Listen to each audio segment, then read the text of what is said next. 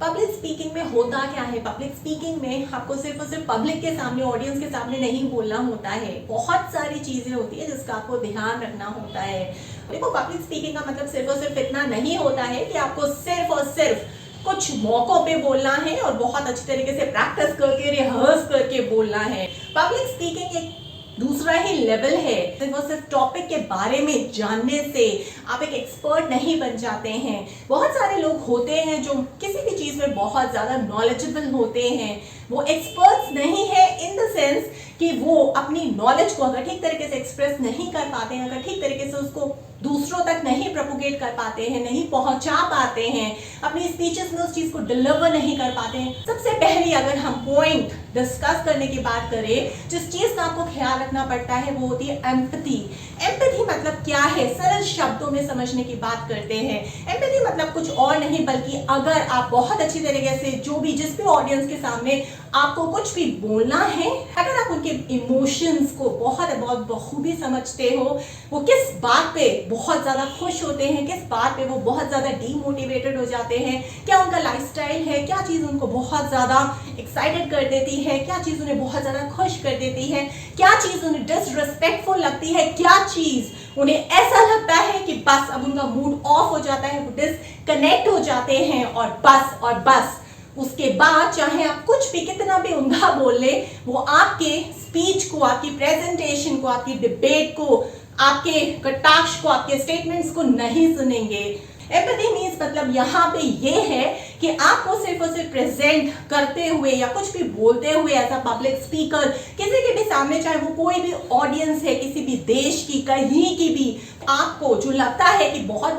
ज्यादा इंपॉर्टेंट चीज है, मुझे अपनी स्पीच में बोलनी ही बोलनी है, मुझे अपनी प्रेजेंटेशन में बोलनी ही बोलनी है, मुझे डिबेट में जब आर्ग्यूमेंट्स शुरू हो जाएंगे, मुझे वो स्टेटमेंट्स इस्तेमाल करने ही करने हैं, तभी मैं बहुत अच्छा डिबेटर कहलाऊंगा। सिर्फ और सिर्फ इस वजह से आपको वो चीजें नहीं बोलनी है क्योंकि आपको ऐसा लगता है कि वो बहुत अच्छे पॉइंट्स हैं। क्या आपने कभी ये समझने की कोशिश की है कि जो पॉइंट्स, जो चीजें आप बोलने की सोच रहे हैं, लेकिन सिर्फ और सिर्फ ये आपका असम्पशन है कि ये चीज उनको मोटिवेट करेगी, क्योंकि आपने कोई रिसर्च नहीं की है एज अ पब्लिक स्पीकर, आपको रिसर्च करनी है कि, या फिर ये कह लीजिए कि जो चीज आपको बहुत ज्यादा इंटरेस्टिंग लग रही थी वो आपकी ऑडियंस के लिए थी ही नहीं। और सिर्फ ये चीजें आपको तब पता चलेंगी एम्पैथी के बारे में कि किस तरीके से आप एम्पैथी का इस्तेमाल कर सकते हैं, किस तरीके से आप अपनी प्रेजेंटेशन या आप अपनी स्पीच या आप जो भी बोलना चाह रहे हैं किसी के भी सामने, पब्लिक के सामने या अपने दोस्त के सामने या एक प्रेजेंटेशन में अपने बॉस के सामने, मीटिंग में अपने बैचमेट्स या पीयर्स के सामने, चाहे आप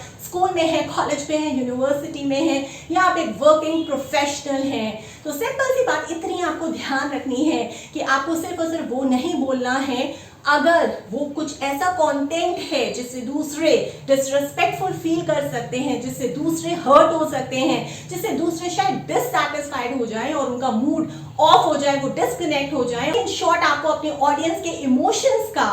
ध्यान रखना है क्योंकि ये सारी की सारी क्वालिटीज एक अच्छे पब्लिक स्पीकर में होती ही होती है। दूसरी बात करते हैं फोरसाइटेडनेस। फोरसाइटेडनेस मतलब ये है कि अगर आप एक बहुत अच्छे वक्ता बनना चाहते हैं, अगर आप पब्लिक स्पीचेस पे स्पीचेस दे रहे हैं, अगर आप वेबिनार्स कंडक्ट कर रहे हैं, अगर आप ट्रेनर्स हैं या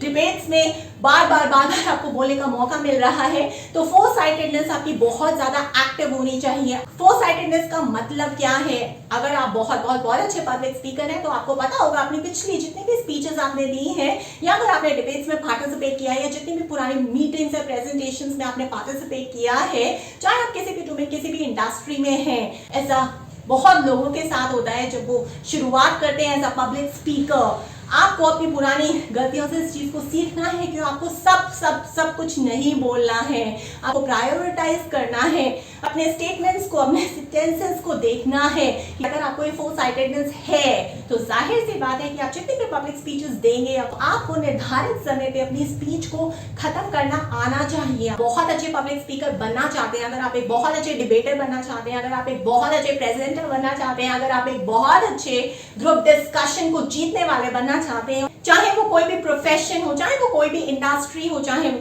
इंडिया हो, चाहे वो अब्रॉड हो, नेक्स्ट पॉइंट है सेल्फ अवेयरनेस। क्या आप सेल्फ अवेयर हैं as a public speaker, as a presenter, as a debater, as a trainer, as a communicator? अगर आप सेल्फ अवेयर नहीं है तो किसी भी हालत में आप एक अच्छे पब्लिक स्पीकर नहीं बन सकते। सेल्फ अवेयरनेस से मेरा मतलब ये है कि आपको अपनी सच्चाई पता होनी चाहिए। आपको ये पता होना चाहिए कि जब भी आप किसी भी स्पीच को या बोलना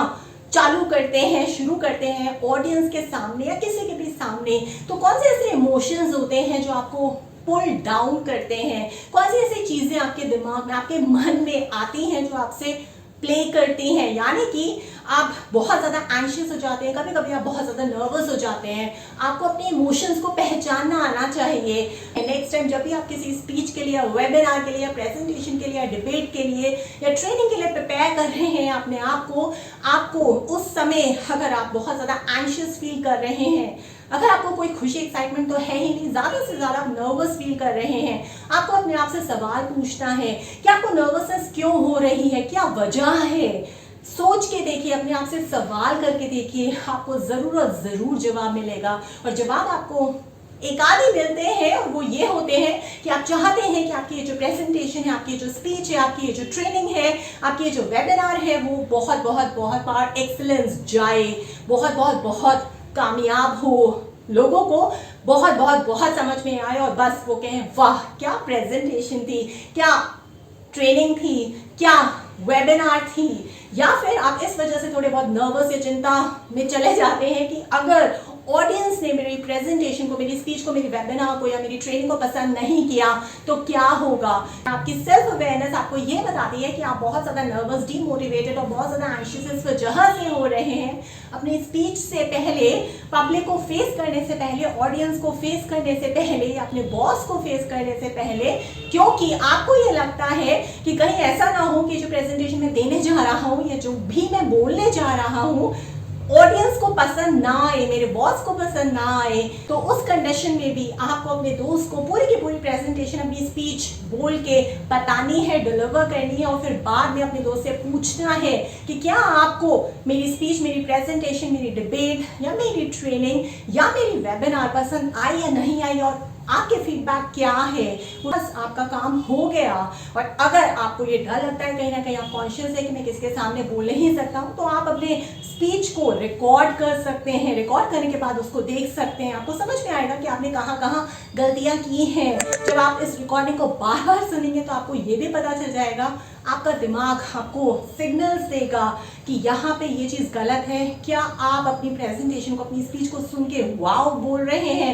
आपको अपना जवाब खुद मिल जाएगा। तो आज हमने 3 पॉइंट्स को डिस्कस किया कि अगर आपको एक बहुत ही महान पब्लिक स्पीकर बनना है, आपको सबसे पहले तो एम्पैथी का ध्यान रखना है, दूसरों के इमोशंस को समझना है, फीलिंग्स को समझना है, उसके हिसाब से आपको अपनी स्पीच में ट्वीक्स और ट्विस्ट करने हैं। दूसरा कि आपको फोरसाइटेडनेस, एक्टिव फोरसाइटेडनेस होनी चाहिए, आपको पता होना चाहिए अपने पुराने सेशन से कुछ भी अगर आप टाइम के बियॉन्ड जा रहे हैं तो किस तरीके से आप अटेंशन को ग्रैब करेंगे, किन पॉइंट्स को आपको एग्जाम्पल्स के साथ बोलना है, किन पॉइंट्स को आपको एग्जाम्पल्स के साथ नहीं बोलना है, एज अ पॉइंटर्स इस्तेमाल करना है, बार बार प्रैक्टिस करके, नहीं तो अपने किसी दोस्त के सामने उसको प्रेजेंट करके टाइम बाउंड प्रेजेंटेशन या स्पीच देनी है। वहां पे आपको देखना है कि जो चीजें, जो कंटेंट आपका टाइम से बाहर जा रहा है उसको किस तरीके से आप ट्विस्ट एंड ट्वीक करके टाइम के अंदर लेके आएंगे ताकि आपकी ऑडियंस बोर ना हो, क्योंकि उसके पास ज़्यादा समय नहीं है।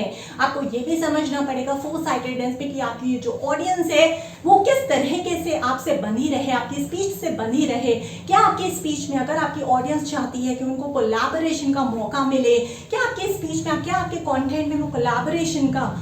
बेनिफिट आपके ऑडियंस को नजर आ रहा है, क्या कोई ऐसा पॉइंट है आपकी स्पीच में जिससे आपकी जो ऑडियंस है वो मोटिवेट हो रही है, क्या ऐसा फैक्टर है आपकी स्पीच में जिसकी वजह से वो जो ऑडियंस है आज आपको सुन रही है, क्या उनके फन फैक्ट्स हैं, किस तरीके से वो लोग खुश होते हैं। और अगर वो एक ऐसी ऑडियंस है जो आपके ऑफिस की है, आपके नोन वंस है जिनसे आप अक्सर मिलते रहते हैं, तो आपको उनके नेचर या बिहेवियर या कौन सी ऐसी चीज़ें हैं जो उन्हें खुश करती हैं,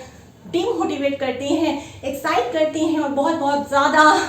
उनको स्विच ऑफ कर देती हैं, उन सारे इमोशंस का ख्याल रखते हुए आपको ये सारे के सारे अपनी speeches, presentations, debates, trainings, webinars का कंटेंट डिसाइड करना है। और अगर वो कोई एक्सटर्नल ऑडियंस है तो जो भी इवेंट है जहां आपको अपनी स्पीच देनी है उस ऑर्गेनाइजर से आप मिल सकते हैं, पूछ सकते हैं उस ऑडियंस के प्रोफाइल के बारे में। अगर वो एक मिक्स्ड ऑडियंस है जहां पे कुछ लोग बहुत ज़्यादा नए हैं उस डोमेन में, कुछ लोग काफ़ी सालों से काम कर रहे हैं उसी क्षेत्र में, उसी डोमेन में, और कुछ लोग ऐसे हैं जो एक्सपर्ट्स हैं जिन्हें सालों साल का एक्सपीरियंस है, तो आपको